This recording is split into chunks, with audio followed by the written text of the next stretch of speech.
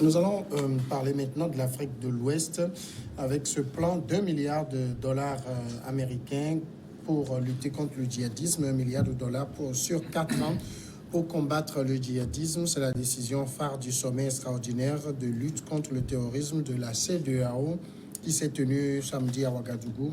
Les débats nous ont permis d'adopter des décisions très fortes. La conférence a adopté un plan d'action et de mobilisation de ressources à hauteur d'1 milliard de dollars pour la lutte contre le terrorisme, a annoncé le président nigérien Mahamadou Issoufou à la clôture du sommet.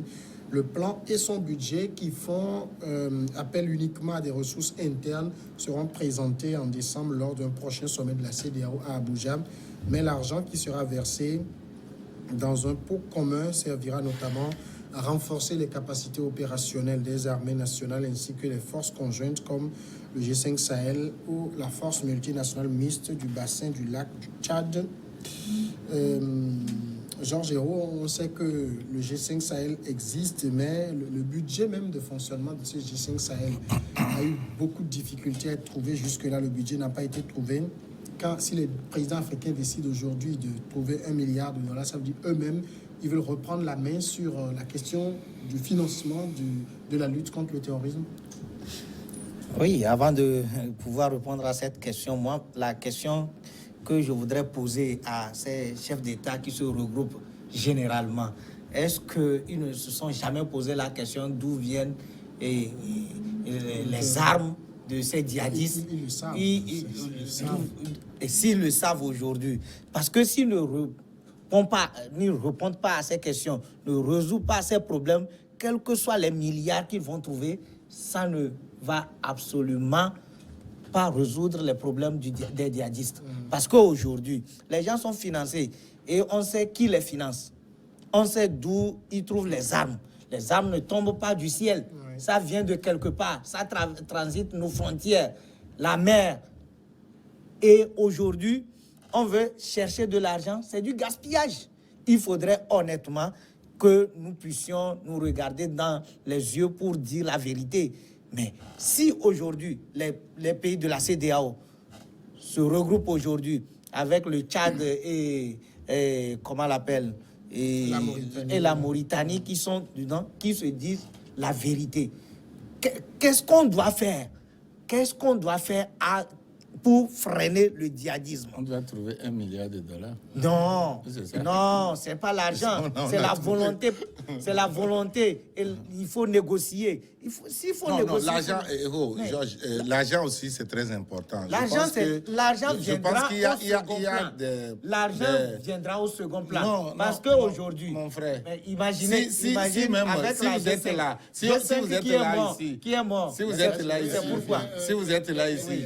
Et votre femme vient vous appeler, dit je vais te voir, c'est affaire d'argent. Oui, si mais ton bébé crie, de parler ton bébé plaît là, on est déjà d'argent. Non. Avant de parler de l'argent, on est déjà marié femme. Il y a quelque chose. Je pense sincèrement que ce projet, c'est pas mal. Ça n'occulte pas les autres aspects de la chose. C'est très important. Non, moi, je ne refuse pas. Moi, je donne priorité. Je sais qu'il y a l'argent, mais la priorité aujourd'hui, c'est de résoudre ce problème. Là où trafiquent les armes. C'est un plan qui est financé à hauteur d'1 milliard de dollars. Et donc, le plan là contient tout ça. Sont financés à hauteur de 2 milliards. Le plan là contient, le financement contient tous les aspects que vous évoquez là. Ah bon? C'est ça. Mais bien sûr, puisque c'est un plan, un programme qui est financé.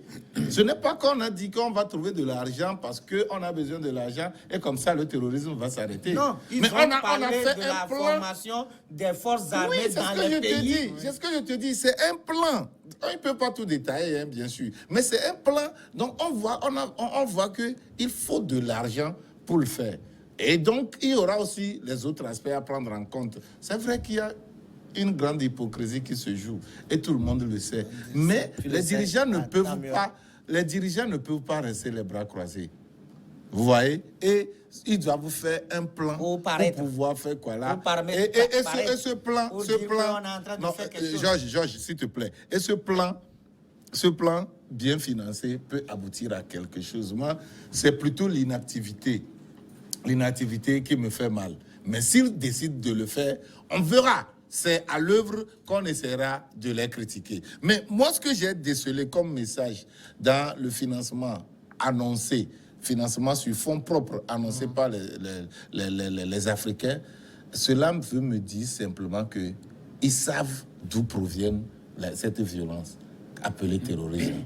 Ils le savent et c'est pour cela que cette fois-ci, ils ne se sont pas adressés à l'Occident pour que l'Occident les aide à financer. Vous avez vu que dès le début, au départ, tout ce qu'ils faisaient, ils demandaient les appuis. Les appuis des Nations Unies, les forces spéciales par ici, les quoi là par là, les Nations Unies n'ont qu'à venir faire quoi là. Et ils savent que c'est les Occidentaux qui financent, qui viennent pour financer ces forces spéciales. Les forces françaises qui sont toujours là. Non, c'est ce que je dis. Donc il faut maintenant un plan pour contrecarrer tout ça. À un moment donné, il faut quand même agir.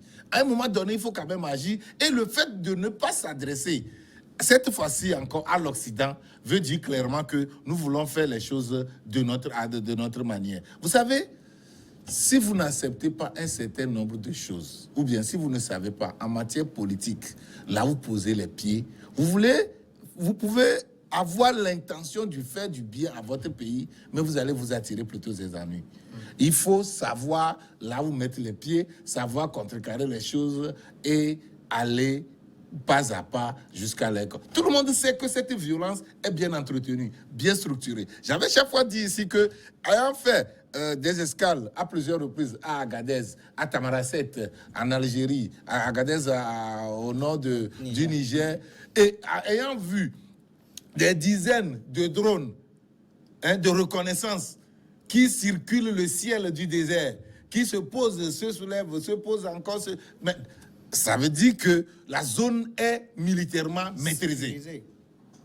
Mais comment se fait-il que des djihadistes peuvent encore trouver des nids, des gîtes de protection là-bas? Ça veut dire que c'est des instruments qui se trouvent entre les mains de l'Occident, que l'Occident utilise pour punir les récalcitrants. Vous voyez, c'est ça, ou bien pour atteindre un certain objectif, à savoir piller notre économie, à entretenir des violences dans un milieu pour exploiter les ressources là-bas. C'est ça, c'est ce qui se passe. Les États africains ont décidé de trouver $1 milliard.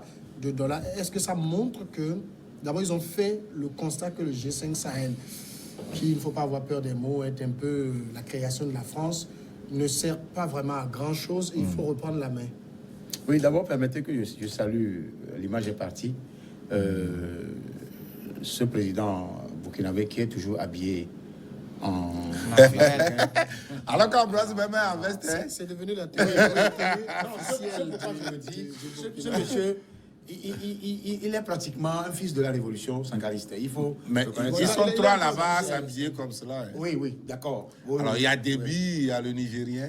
Ici, il faut n'a jamais. Je ne sais pas pourquoi il ne fait pas ça. Peut-être que ça ne lui va pas. Comment ça ne lui va pas? Il n'y a pas de pas. Mais ça ne lui plaît pas. Ça ne lui plaît pas. Il est libre de s'habiller comme il veut. Ça m'énerve, sincèrement. Je vous le dis honnêtement. Ça me choque qu'il soit un fils d'Eyadema. Eyadema qui, à un moment donné, est un Eyadema ne porte pas Batakali non plus. Non, Eyadema même dépasse porter Batakali dans son fonctionnement. C'est dire qu'au moins lui peut substituer à ça. Ça, c'est juste une parenthèse. Vous savez, c'est Dimas qui a raison quand Dimas dit que, en réalité, les Africains, ceux qui ont enlevé l'herbe du visage, ont compris qu'en réalité, ils sont en train d'être bernés, bitosés par ces Français. Je ne parle pas d'autres personnes. Je parle bien des dirigeants français qui ont occupé Kidal aujourd'hui et qui occupent tout le nord du Mali à cause de l'or et occupent le Niger à cause de l'uranium. Bon. Heureusement que ce président est vigilant. Le président nigérien, lui, il est vigilant. Ils sont vigilants. Il y en a qui sont vigilants parmi eux. Le Ghana, tout ça là. Donc, ils insufflent une nouveauté au temps qui avait émergé au temps de Nkrumah, qui est en train d'apparaître, mais ils le font de façon... Comment le dire? Subtil. Subtil, pour se démarquer, pour se dissocier. Vous avez vu, quand ils ont créé le G5 Sahel, est-ce que ça va fonctionner? Non. Jamais. Ils ont appelé les Américains, les Français ont crié. Voilà. Quand on parle de Conseil de sécurité, c'est toujours la France qui est là-bas. Quand on parle de quoi, gestion Sahel, c'est toujours la France. Ils ont tout crié, mais c'est parce que ils ne veulent pas en réalité mettre en action le travail du gestion Sahel pour pouvoir démanteler qu'en réalité, les djihadistes que nous combattons, ils sont financés par certains qui sont toujours là-bas. Moi, je ne suis pas Mali. Mais on a les retours du Mali. Pourquoi les Maliens, les gens, ça, les médias étrangers ne nous le disent pas. Ils ont fait une marche pour pouvoir chercher à bouter hors de la force Barkhane du Mali. Mais on ne nous dit pas ça. Donc c'est pour vous dire en réalité que il faut saluer l'initiative là. Ils sont en train de venir petitement à l'intelligence. Ces chefs d'État là. Ils sont en train de comprendre que si nous voulons rester cloués, sauf qu'il y a des traîtres parmi eux là-bas. Il y a toujours des traîtres. Oui. Et ça fait mal. Et quand tu vois l'image, le traître, tu le reconnais en même temps. Judas au temps de Jésus. Oh, Ambroise, comment toi tu reconnais un traître là-bas? Il avait Alassane Ouattara, Idriss Déby. Pourquoi c'est le nom là que tu as appelé premièrement? Je les cite par ordre comme ça. Je dis, vous avez Ouattara, Déby, Kaboré, Niassine. Regardez l'image. Macky Sall. Qui est venu entre les apôtres de Jésus? Qui est venu? Moi. Qui fait toujours flou?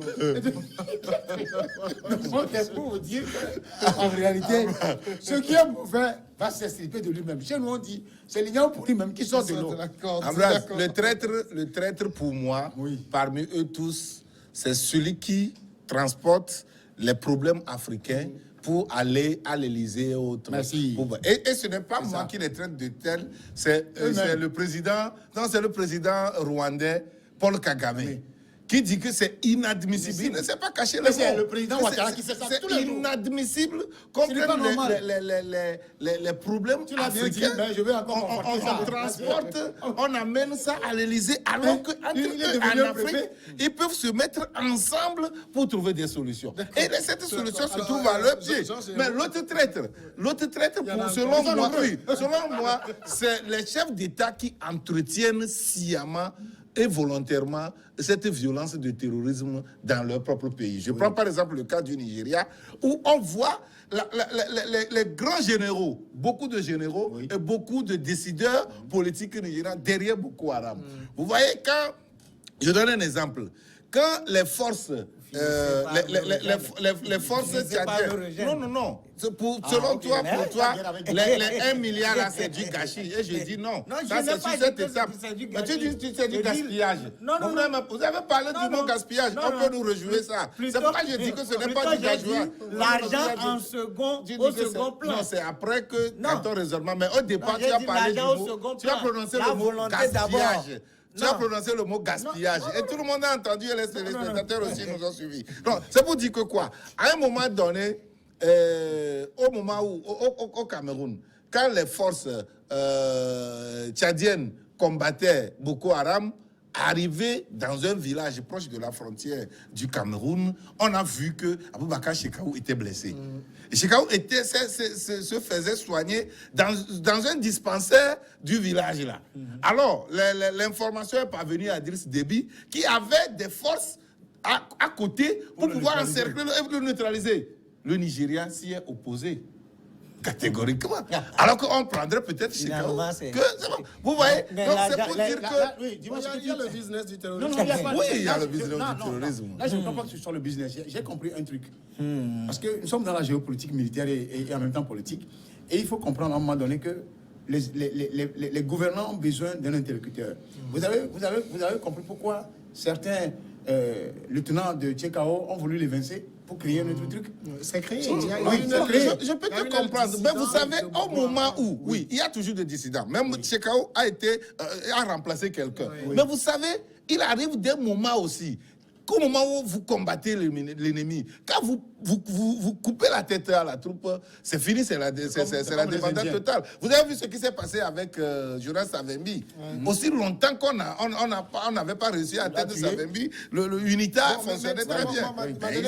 Mais c'était inadmissible. Ma dernière question, c'est de savoir, c'est vrai, avec les Africains, il faut s'attendre à tout. $1 milliard, c'est beaucoup. Ils l'ont dit. Mais entre le dire et le faire, ça fait 500 à 600 milliards de francs CFA. 580, Moi, l'argent trouvé, cet argent en Afrique, c'est pas ça qui cause problème. Parce que si vous voyez combien de fois l'Afrique finance ou bien nos ressources qui sont pillées, ça veut dire que le continent, il a de quoi, il y a de ressources en Afrique. C'est qu'on n'a pas... Encore faut-il qu'on ait le contrôle. Oui. Et qu'on ait la capacité de l'exploiter. C'est tout ça là, c'est le cocktail de tout ça là que nous discutons aujourd'hui. La plupart du temps, nous nous asseyons sur des gisements de pétrole, des mines d'or et on pleure. On a faim. Donc aujourd'hui, l'argent, c'est pas l'argent, moi je le dis encore, pour moi c'est pas l'argent parce que cet argent-là va être encore partagé entre les généraux, entre certaines personnes qui vont s'asseoir, s'enrichir et le terrorisme, ça continue parce que... Même refinancer le terrorisme. C'est ça. On va le financer. C'est effectivement, c'est possible que...